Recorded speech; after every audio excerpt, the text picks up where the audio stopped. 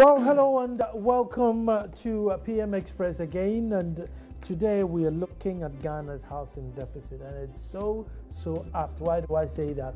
Because the MNC Multimedia Habitat Fair is just on. So here we are with the fair, looking at how it is that we can house everybody, and the news of housing deficit is just in the air. So I won't say right where you need it. They are just there. We're just looking at, well, it is said that there's a 1.7 million housing deficit. And to catch up, I think we need to be building like 55,000 houses on a yearly basis. Now, these are not the super luxury ones that you see coming up in the cantonments and the airports, but we need, much more affordable, even though affordable has been very, very relative. I mean, what's 8 cedis a day for minimum wage? So what's an affordable house? One that you can pay 5 cedis a day for? That's another problem. But it has to come to a time where we have to put practical steps to try and house people who are sleeping outside. 2010, the social services did a count, and only within Accra Central District alone, there were 63,000 children. Now, 7 years ago, how many people are sleeping rough? The issue is pathetic, is dire, and I think as a nation, we need to pause and find out how it is that we get shelter, because food, clothing, shelter is a right and basic and has to be sorted. And as the Habitat Fair is going, these are some of the challenges that real estate guys are also faced with. And I have two fine ones in the studio to tell us about their challenges and how it is that they can at least play their part for God and country. My name is Nanan Sakwao, Chief of the famous Little Republic of Akwemwe Dumasa. When I come back, we're talking housing deficit. Don't go.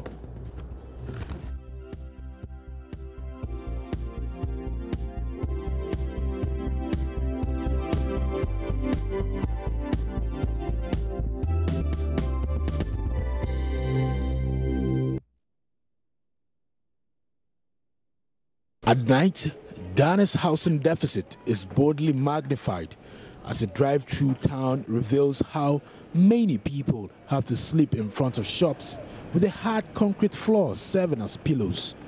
But there are others who would prefer a roof over their heads. It does not really matter what kind of building it is. That is the posture of 27-year-old Stephen Ayi, who works as a factory hand in one of the companies around the Accra suburb of Aveno. Stephen left Kumasi for Accra in 2015 for greener pastures. Since then, he has been living in one of the makeshift structures with two other friends here at Kofikrom. I'm currently here at Kofikrom. Kofikrom is a sprawling community very close to Aveno. Now, what is peculiar about this place is that wooden structures in which about 100 families live. Now, the structures here are makeshift structures, or what I can best describe as little kiosks. And the people here living here with their wives and their kids. I'm here to meet Stephen and Patrick. They've been living in some of these structures for the past 2 years. They tell me they don't have the money to pay for rent. Yeah. What's up? Oh, cool, Charlie. Hey, okay. Easy. What's up, baby? Okay, Charlie. So, what's up? Like this place, how you guys doing? Yes, Kofikrom. Kofikrom. I said Kofikrom today, Takrad. Kofikrom, Kofikrom. Kofikrom Aveno. Charlie. Aveno. So this is the place. Yeah. You are placed with it.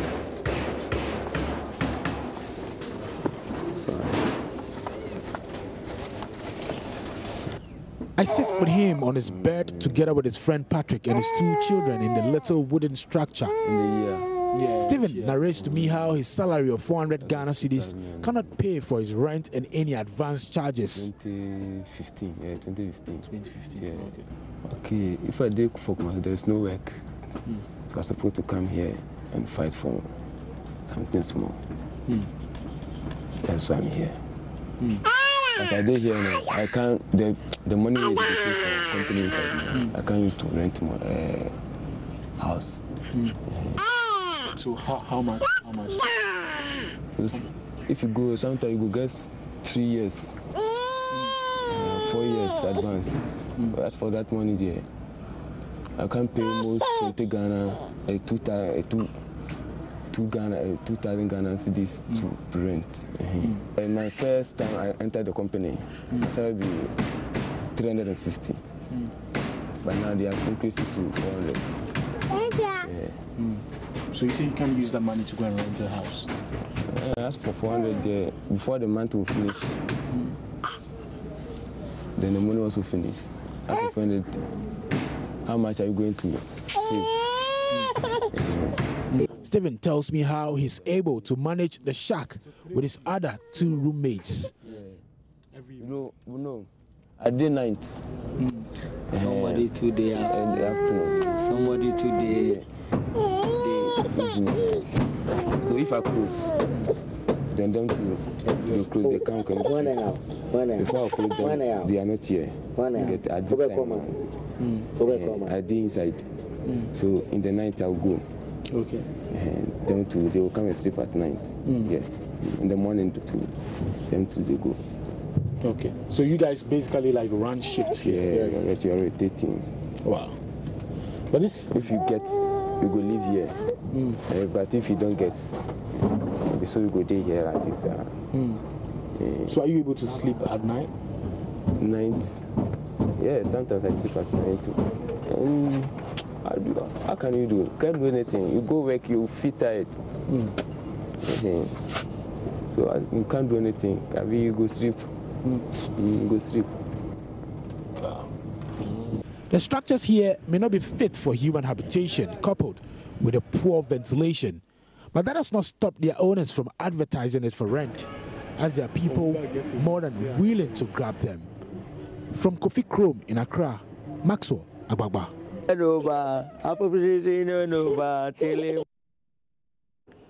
Well, the harsh reality of accommodation in the capital. Beautiful report there by Maxwell Agbagba. And I think it's time to come back to the table and start discussing how it is we ameliorate this issue. With me in studio, and let me just announce that from the 11th August to 13th of August at the Accra International Conference Center is the Habitat Fair. So anything to do with the roof over your head, anything, whatever it is that you need in your household, that's where to go. The house itself, furniture, electricals, anything at all that you think will make you comfortable, go there. And the good thing is, because it's the fair, everybody comes there with splendid deals so that you can get, you just have to take advantage of it. Well, with me in studio, sat right next to me is Godwin Ajay, CEO, SETI Reality. Godwin Ajay Jemfi. Thank you. Godwin Ajay Jemfi. Let me add that. Let me add that for if his daddy is watching. Give me grief. CEO of SETI Reality. Godwin, you're welcome. Thank you very much for having me. And you're a lawyer, aren't you? I am indeed, yes. You're just a lawyer. Both in Ghana and UK. There you go. And then I have Eric Cody, who's Managing Director, MNC Properties, and MNC is the main sponsor for Habitat this year, right? Yes, of course. Eric, first time on the show, and so the culture is that, tradition, Ambantemsa, so you owe me and my viewers a bottle of something.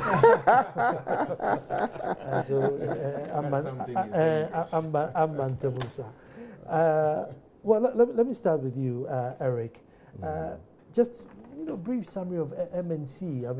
Where are you developing and what do you do? MNC is a group that has 5 companies under it. Okay. We have energy, we have finance, we have logistics and trading, we have management consult, and we have properties. Okay. We have properties scattered around Accra. Some of them are for sale, some of them are for rentals. Okay. But some are currently under development. Okay. And those ones are at the is Legon Hills. Okay. We are taking off to do some fabrications in Pram Pram. Okay. And that is where the affordable housing project for MNC properties will start. So that I'll come back to you. That's my interest today.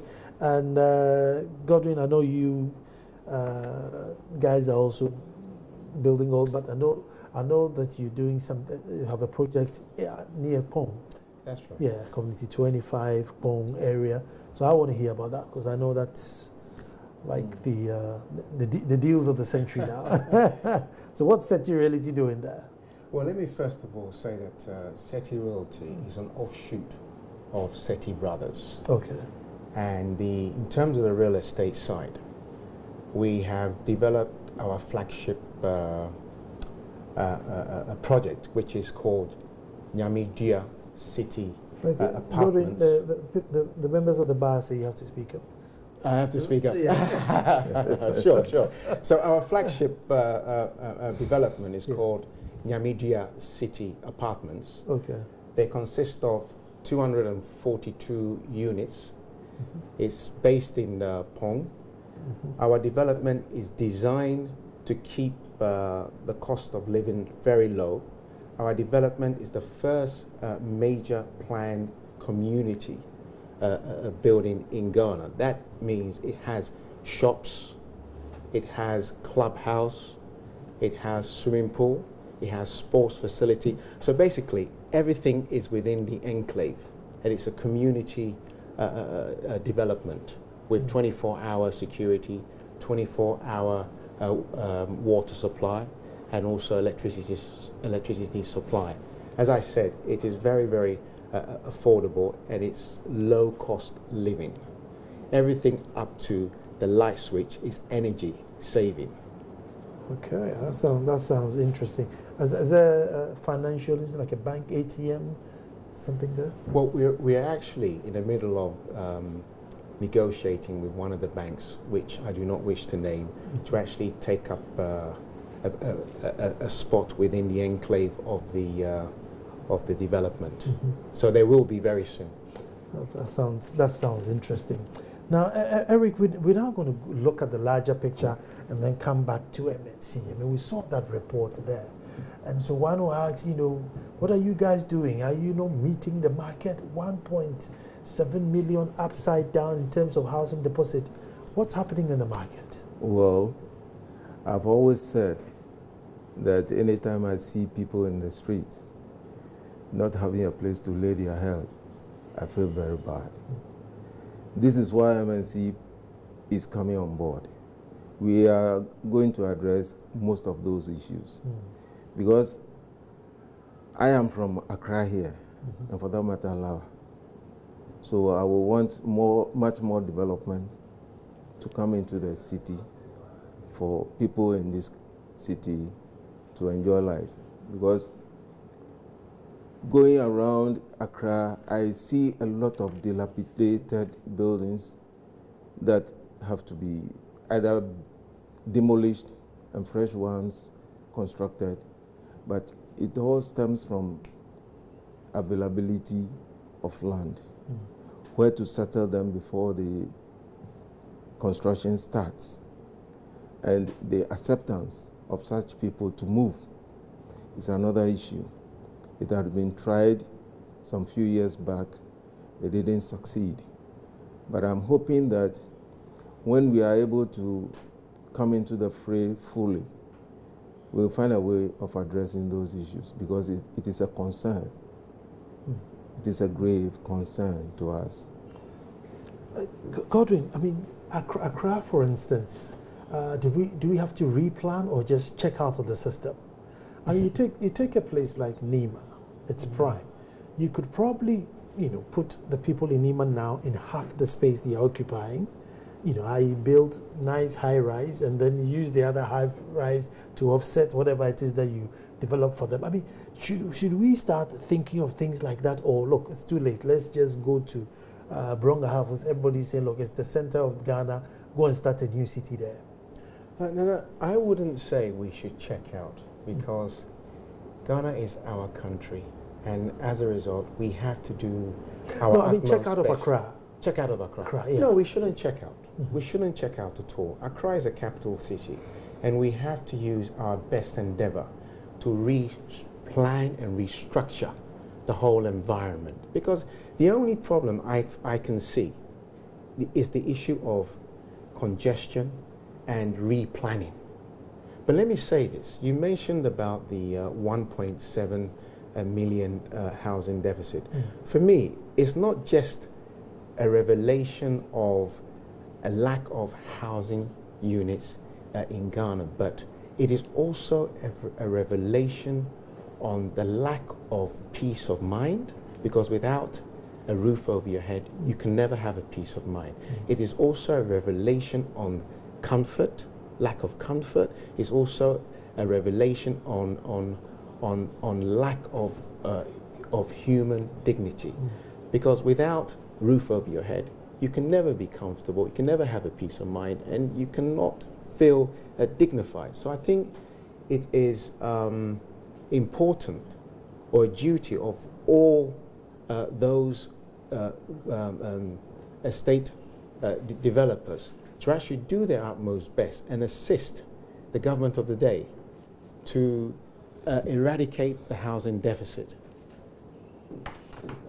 Eric, the cost of inputs, do you think as a state we realize the challenges ahead? Because, I mean, the cost of inputs is as though maybe we live in New York, we have finished building, and therefore anybody who's going to build is really like on the luxury end who's going to build. From a layman's point of view, that's how I feel. I mean, like bag of cement, and you know, it's not for the faint-hearted. So looking at the challenge ahead, should some deliberate policy be done about cost of inputs so that... This is something I've been expecting, that a policy must be made on those issues. Seriously, government looks for revenue to do so many things. And for that matter, imposing taxes on certain things, they don't care much. You see, they just flash the taxes on the items. But if government has it in its own arrangement, that there is the need to beef up the accommodation problem in this country, or solution for accommodation purposes in this country, I think what they should do is to waive taxes on all building materials. And those who sell building materials also know that they will make enough money from developers. So they don't mind what the margin they put on any of those items. They just put them on and sell, because you need them, so you will come and buy them. But I think there must be a complete policy on those issues. If government wants us to improve the living conditions of its people, then they must come out with a policy that will help develop accommodation to the farthest point. You want to come in here? I want to come in here because, I mean, I don't really agree with Eric as such when he says that the government doesn't care. Because in I didn't say it doesn't care. You didn't say? No, I didn't. Well, anyway, the reading of the first budget, I remember the Honorable Ken Ofori-Atta, the finance minister, actually stating that the government will abolish the 5% VAT on real estate cost. And that is actually, is on its way being made law as I speak. Now, I'll also say that the move, the abolition of the 5% VAT on real estate costs will create a very positive environment in order for people like my company, companies like my company, to actually help in building more houses. Because if you look at the average, the cost of average apartment, you start off spending about something like $50,000 to $60,000. Then you have to slap on your profit, and then you also have to slap on the 5% VAT.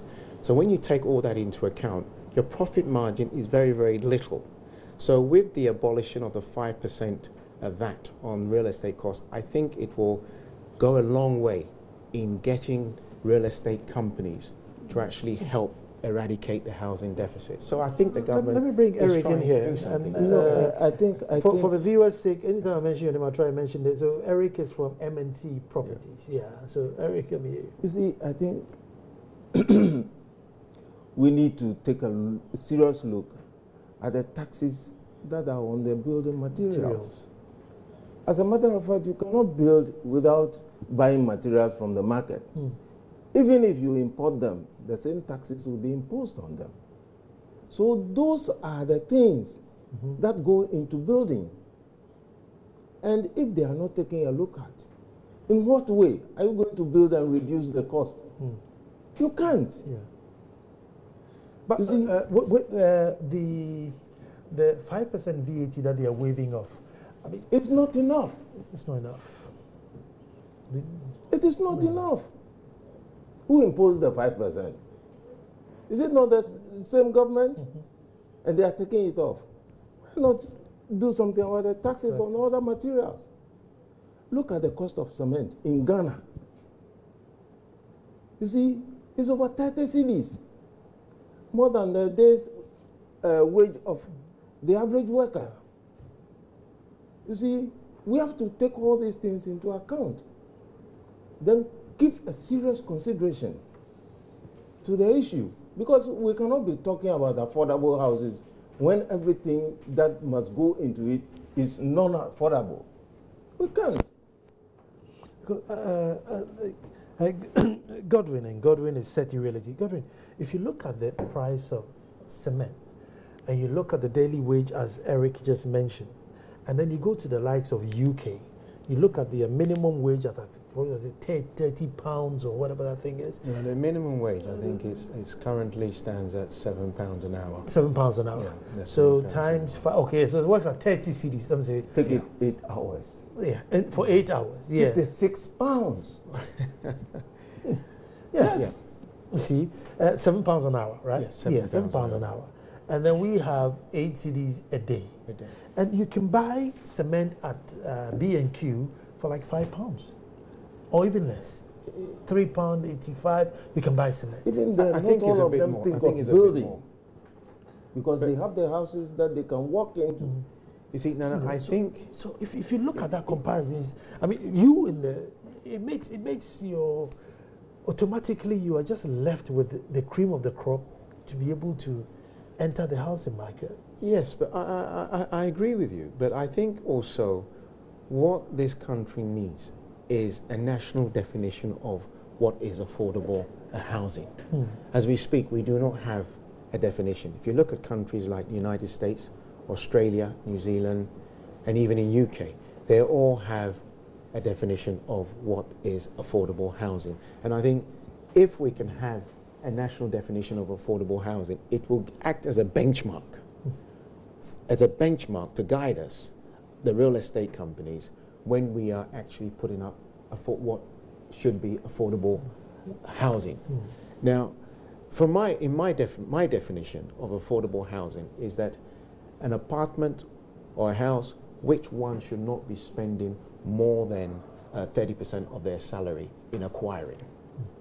And that is taken from the UK. So I think the earlier we have a national definition, the better that it will be for us as a benchmark. I totally agree with him. But who introduced the word affordable housing? It is the same government. So what did they mean? What did they think of before introducing those words? They knew fully well that affordable housing cannot be affordable in Ghana. They knew. And it's the same government that said the minimum wage. Yes. You see, so the blame is at their doorstep.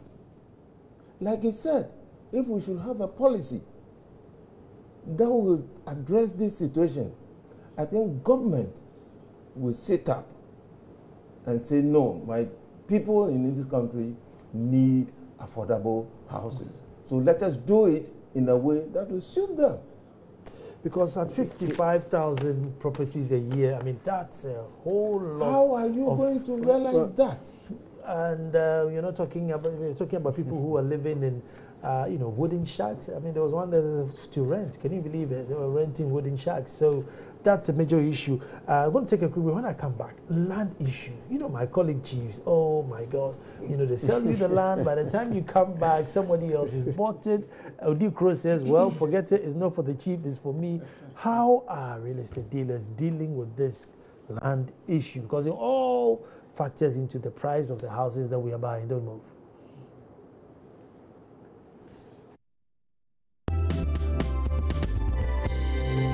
Well, thank you very much. And it's, tell you what, it's very exciting.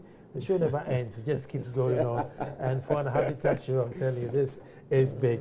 But like I told you, it's on the 11th of August to 13th of August. Anything, and I said a man's castle is his home. So if you have a castle or you're looking to own a castle, whether it's a studio flat, 5-bedroom mansion, whatever it is, turn up at the Habitat Fair. And once you turn up there, go and see the MNC properties. And Eric may not be there, but even if it's there, Eric, what deals do you have going over there? Have you got any deals for the fair? Yes, we have. We are splashing 25% across board. That's big. On all our properties. Anyone who walks in there will enjoy it.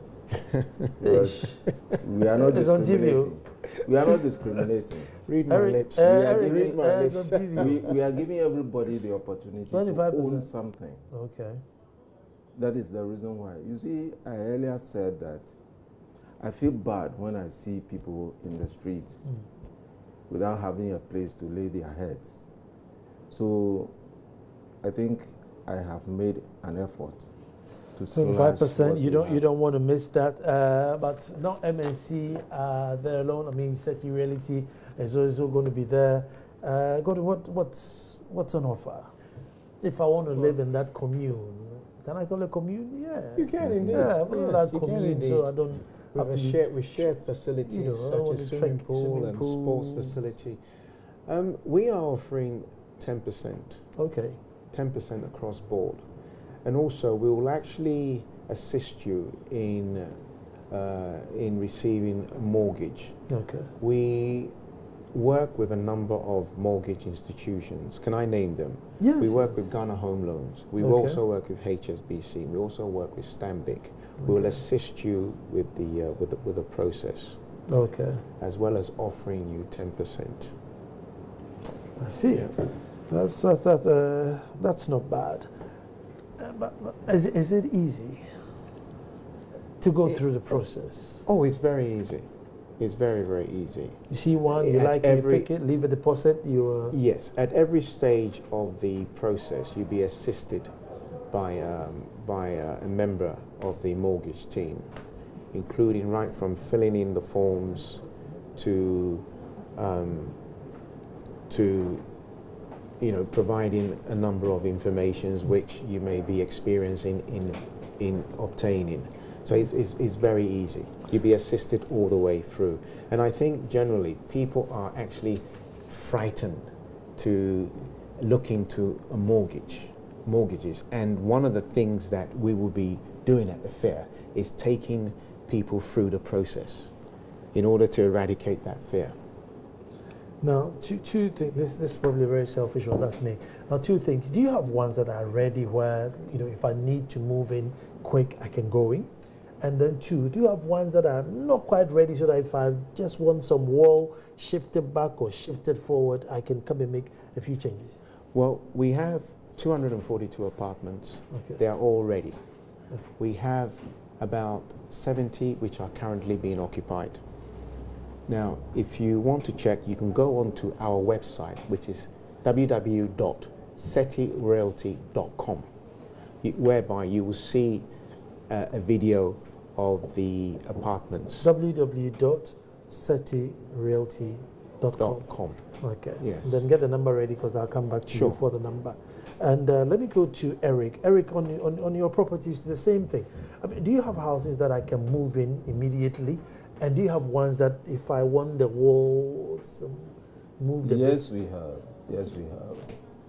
At East Legon Hills, you can move in straight. Street moving straight. Yes. But what if like, you know, one that's like 70% ready because I may, you There are know, ongoing projects. also there are some that you Yeah, can. there are some that are ongoing. But do you allow that? That We if I do. want a bigger kitchen, We small, do. It is your house when you pay for.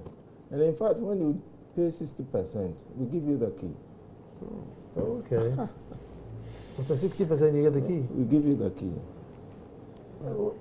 Okay, I'll take your numbers now, and then I'll come back and take it again. Please do. Do you have a number that I? Yes, 0244. So MNC is 0244 366 366 877. 877. So that's 0244 366 877, and that's MNC Properties. That's MNC Properties. Now let's go to Sethi. Sethi, what number can we reach you on? 026 Yep. 43 43 74 74 201 201. or Mhm. 05 Yep. 44 Uh-huh. 71 Yep. 0166. May I just say this, that Eric stated that if one pays 70% of the 60%, sorry, 60%, they can move in. Yeah. With us, SETI Realty, we've actually brought the mark down to 30%. You can move in at 30%. You can move in at 30%, you know, because we are seriously, you know, we're trying to seriously assist the government in providing affordable housing. So we have actually brought it down to mere 30%. If you can put 30% down, Absolutely. you give me the key. I'll give you the key. We also do rental as well. Okay. We also do rental to individuals, to companies. Yeah. Actually, I was going to do land, but let me just quickly. Shouldn't we start doing part rent, part mortgage? You know, there's a scheme where you're living in a house, you're buying half of it and you're renting half of it, and then once you finish paying for the half, you can come and start buying the other half too. It lowers your payment and gives you more flexibility. I mean, I don't know if you guys can look into that scheme, but there's a scheme where you move into a house, it's 100,000, so you only get mortgage for 50,000, but for the other 50,000, you're renting. So I'm paying 50,000 to Stanbic, and then to you, I'm paying, you know, I'm renting the other 50. That system is commonly used in the UK, called part ownership, part rent, part rental.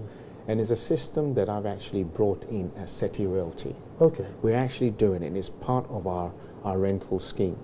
Okay. You pay 10%, and then the rest you spread over. The 10%, as during the course of the years, you can actually increase your percentage. So if you pay 10%, you own 10% of the apartment. If you pay 20%, you owe 20%.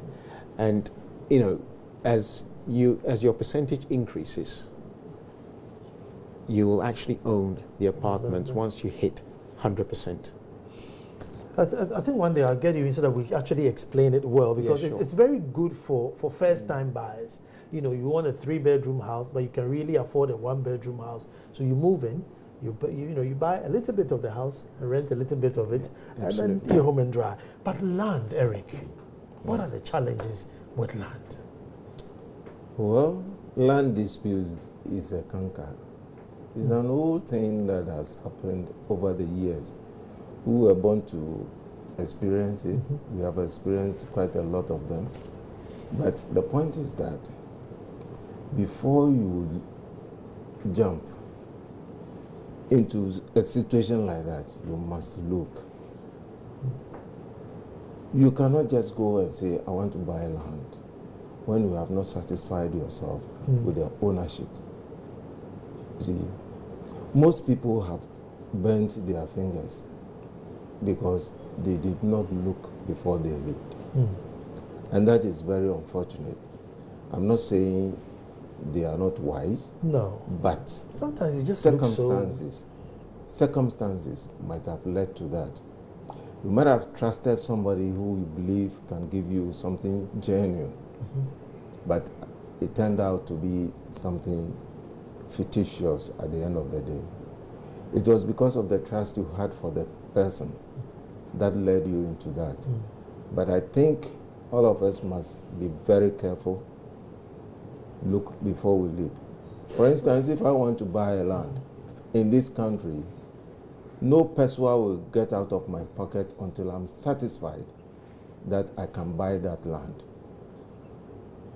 Yes, I will do that.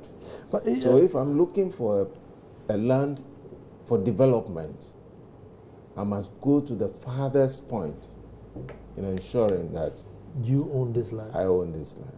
I mean, they said there's a silver lining in every cloud.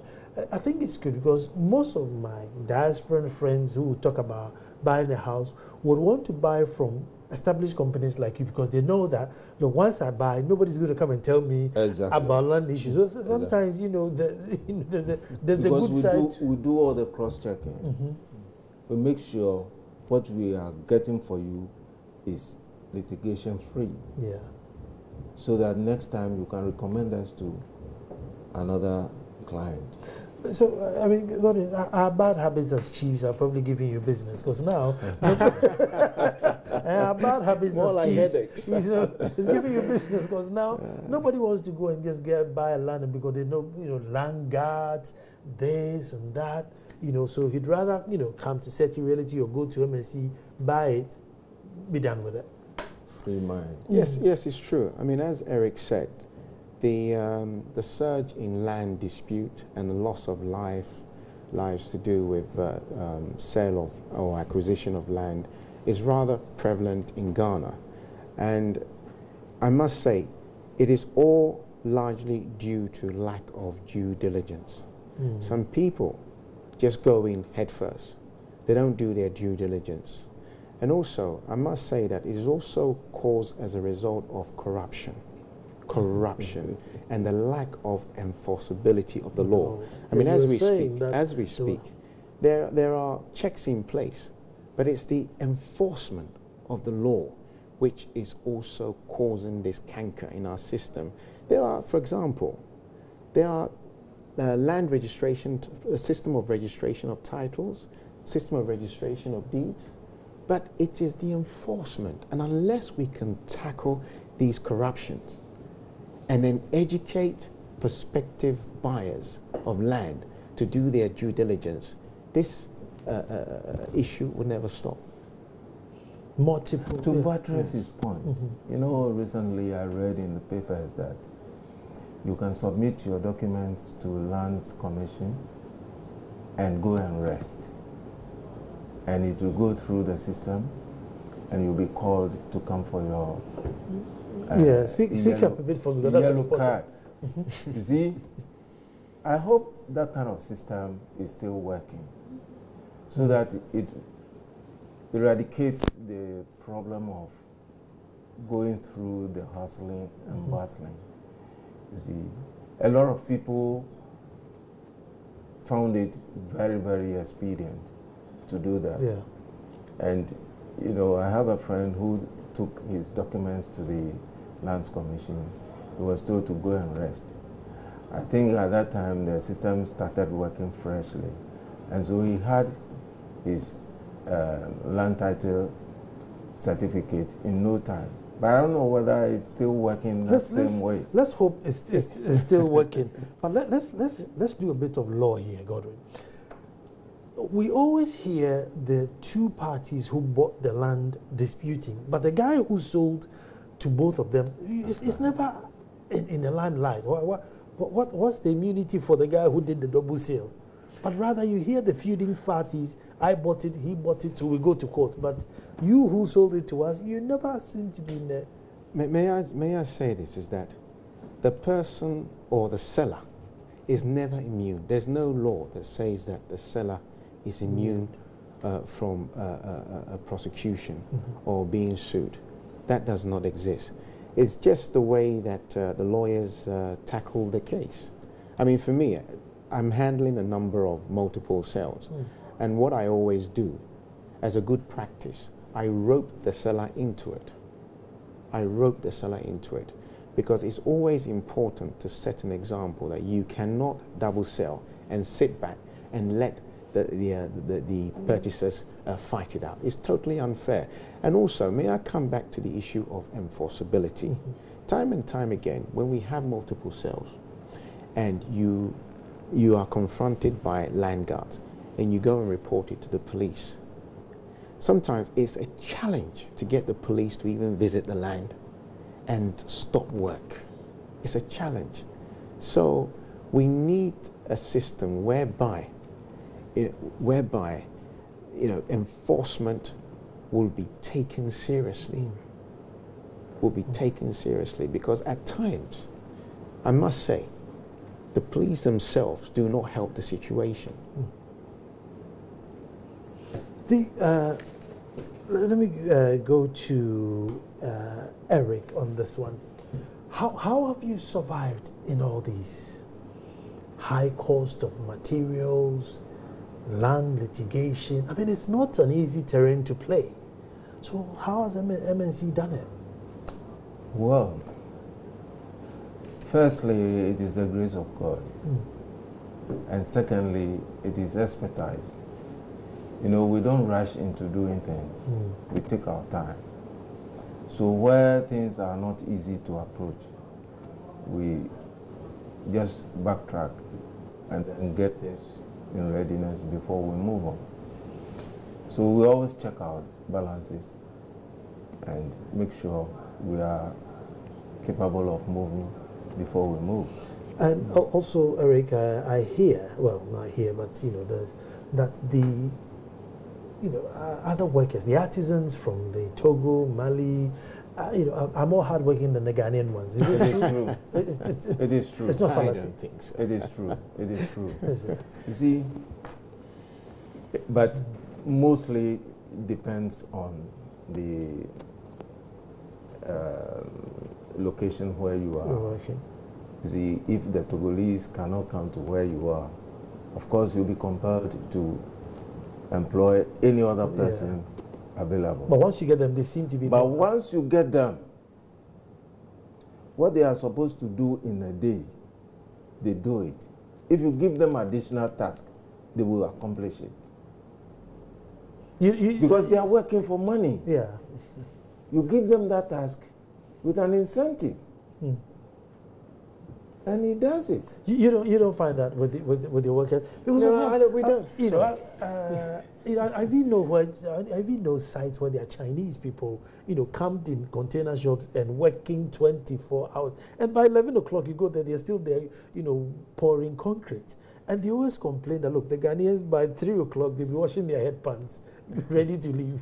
Well, Nana, I can't comment on whether my Ghanaian brothers are more lazy than those from the diaspora. But what I can say is that we at SETI Realty, what we do is that in all our developments, in order to use time effectively and to apply time management, what we do is we apply a labor, what we call a labor apartments for our workers. So we build a small house which our laborers can occupy. So if you start work at, say, 7, it'd be easier for you to start work at 7. You can't say that the reason why you've arrived at 8 o'clock is because of travel. Yeah, it's because of the traffic. Don't have that problem. We don't have that problem. Okay. We don't have that problem at all. Let me go to MNC Property, to Eric. Eric, I want you to put your number out there again. And on the 11th of August to 13th of August, and between now and then, you can call this number anytime, right? Yeah, call this number. This is 24 hours. It's 999 literally. It's 99. It's MNC's 999 number. So 0244 366 877. Correct? Yes. Yeah. So that's MNC Property. 0244 366 877. 60% down, you move in. 20%, 25% across board. Deal upon deal upon deal. And then we'll go to SETI Realty. They have two numbers, so write it down: 026 4374 201. Again, 026 4374 201 or 0544 71 0166. Yes, we also have an email address, which is g.gemfi, Gyamfi, at setirealty.com. Again, g.gemfi, yep. Gyamfi, at setirealty.com. 10% across board, 30%, and you move in. I mean, there's deals and deals and deals and deals. But in all honesty, there's a huge task, you know, for you guys and this fraternity. And I hope that one day the state will respond so they can move. 55,000 a year for I think like what, 20 years before we can catch up, something like that. It's a huge task. Well, thank you very much for watching. As I said, tomorrow we'll be back to do this all over again. Reverend Dr. Opuni Frimpong is our guest. What an amazing man to talk to. You definitely want to watch it. And gentlemen, thank you so much. Thank you, sir. 11th to 13th August at the Accra International Conference Center, Habitat Fair. Definitely be there. Thank you.